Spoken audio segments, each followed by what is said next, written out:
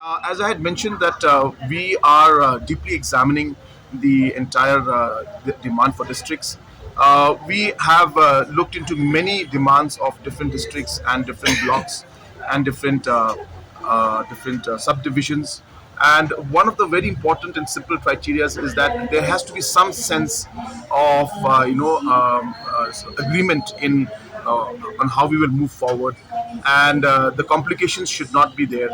We saw in, for example, in Mairang district, there was a very clear cut understanding, and the line that was drawn was very simple, and there was a full agreement.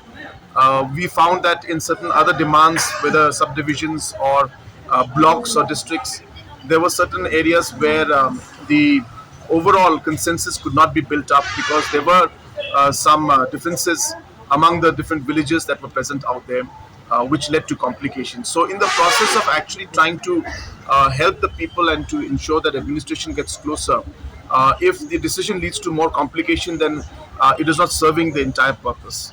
And hence, our desire is to see that we do engagement with the people in a very detailed manner to ensure that there is no complication and no differences that come up, and hence that process is on. So as we move ahead, we will try to resolve those issues, discuss with the people, and based on that we will decide our next move.